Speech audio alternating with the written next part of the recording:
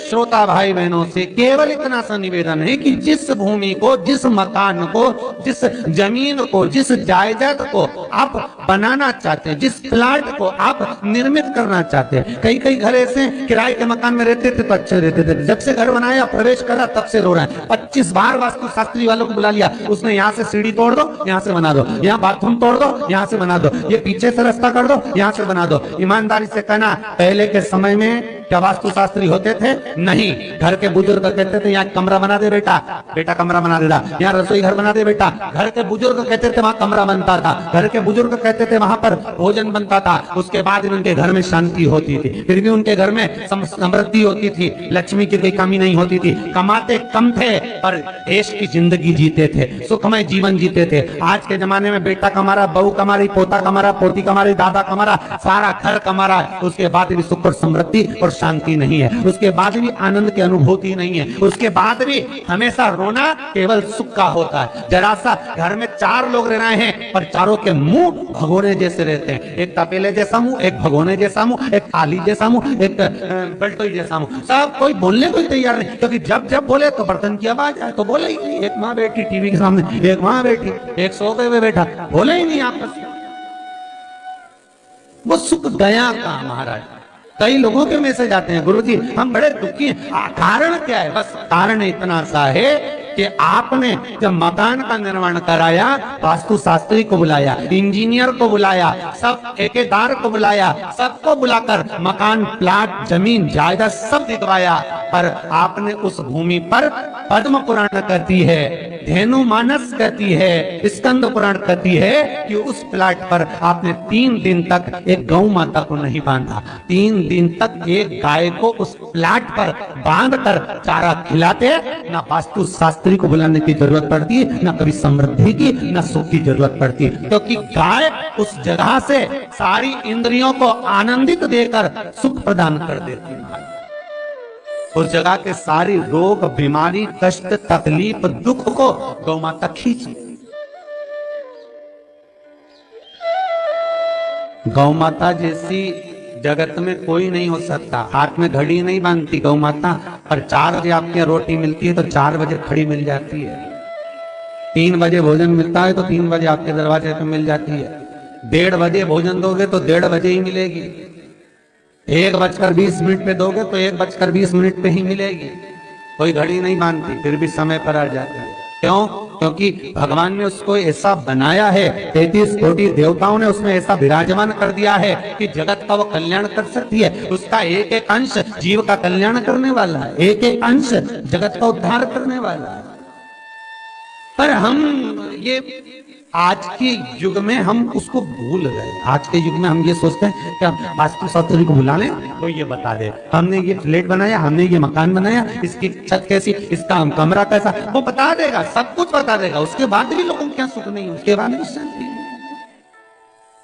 फिर चलो तो चलो किसी बाबा जोगी क्या पहुंच गए जो ऐसा घूम घूम के बताता, और उसकी यहाँ जाकर पूछ लिया, बताओ बाबा जी हमारे घर में शांति नहीं, तो बाबा जी एक ही बात बोले, तेरे घर का है जिसने कुछ कर दिया। अब इसको याद आया 15 दिन पहले मेरी जेठानी से लड़ाई हुई थी, उसी ने कुछ करा होगा। अब बताओ बाबा जी ने आपस में ऐसा बीज बो दिया कि घर और जुड़ा हुआ था तो टूट गया। कोई बाबा जोगी सन्यासी तपस्वी साधक उपासक कभी नहीं कहता कि घर का है। हमेशा याद रखो, संसार में किसी की सामर्थ्य का नहीं है कि कोई आपका बुरा कर दे, किसी की सामर्थ्य का नहीं। संसार में किसी की सामर्थ्य का नहीं कि आपका बुरा कर दे, बस आपका बुरा आपका किया हुआ कर्म करता, कोई दूसरा नहीं कर सकता। एक नींबू गिर गया दरवाजे पे तो 14 दिन तक नींद नहीं आई। सीसीटीवी कैमरे में देखो कौन पटक के गया, मेरे को तो 3 दिन से शंका हो रही पड़ोसन। अब बताओ, जब कैमरे में देख लिया तब मालूम पड़ा बेचारा साइकिल वाला सब्जी लेके जा रहा था उसके घर पे और नींबू पॉलीथीन से टपक गया। तब सुकून मिला कि ये नींबू, तब सोई आराम से कि पड़ोसन ने कुछ नहीं किया।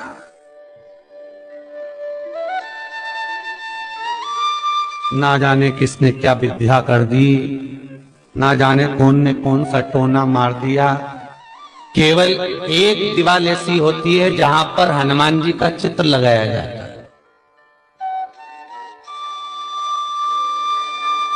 चाहे तुम पर्वत उठाने वाला चित्र लगाओ हनुमान जी का, चाहे बैठे हुए लगाओ, चाहे रामायण पढ़ने वाला लगाओ, चाहे लंका दहन करने वाला लगाओ, चाहे राम नाम जपने वाला लगाओ, चाहे लक्ष्मण को संजीवनी देने वाला लगाओ, चाहे मौन मुद्रा में लगा दो, चाहे स्तुति में लगा दो, चाहे भजन में लगा दो, हनुमान जी का कोई भी चित्र रखा है तो ना पूरब में लगेगा, ना पश्चिम में लगेगा, ना दक्षिण में लगेगा। हनुमान जी का अगर चित्र लगता है तो उत्तर की दीवार में दक्षिण को देखते हुए लगेगा।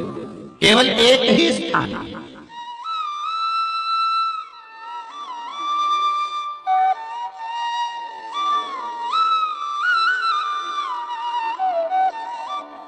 जैसे पूर्वजों के चित्र को, पितरों के चित्र को, गए हुए हमारे जीवों के चित्र को दक्षिण में विराजमान किया जाता है, उसी तरह हनुमान को उत्तर में विराजमान कर दृष्टि दक्षिण में कर दी जाती है।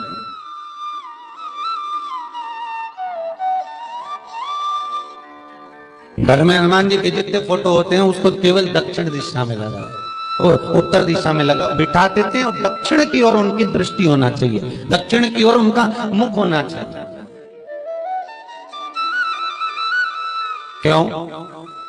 महाराज, अगर व्यक्ति के जीवन में कोई बीमारी आने वाली है, व्यक्ति के जीवन में कोई रोग आने वाला है, व्यक्ति के जीवन में अगर कोई कष्ट आने वाला है, व्यक्ति के जीवन में अगर कोई परेशानी आने वाली है, व्यक्ति के जीवन में कोई एक्सीडेंट का योग भी बनने वाला है, तो शास्त्र कहता है वो दिशा दक्षिण से ही बनता है।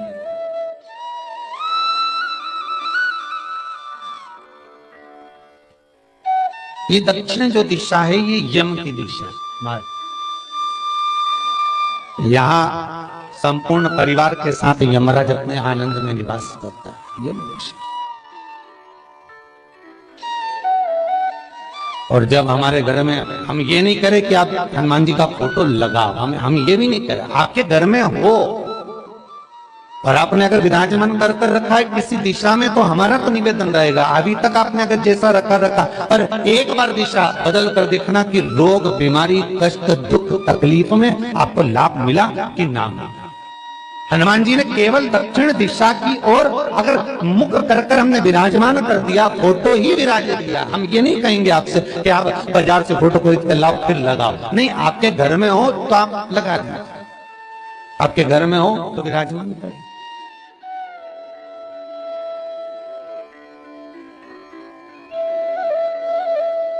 अच्छा, कितनी विपरीतता है वो भी आप जरा जानिएगा महाराज, कि शंकर भगवान के ऊपर जो जल चढ़ाया जाता है उसकी जलाधारी उत्तर में जाती है। कई लोगों को आज भी तुलसी उतारना तक नहीं आता कि तुलसी का दल कैसे उतारा जाए। कई जगह तुलसी के क्यारे के नीचे शंकर जी का शिवलिंग रख दिया जाता है महाराज, नहीं है ध्यान, बस चल रहा है स्मरण।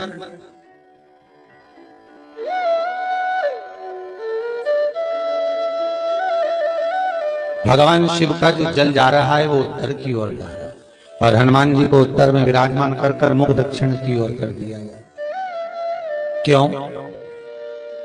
प्रबल दिशाओं में उत्तर और दक्षिण, महाराज ये जो दो दिशाएं, इनको साधने के लिए कोई देवता आगे नहीं है। अगर इन दिशाओं को कोई साधने वाला है तो केवल एक देवाधिदेव महादेव ही हो सकता है।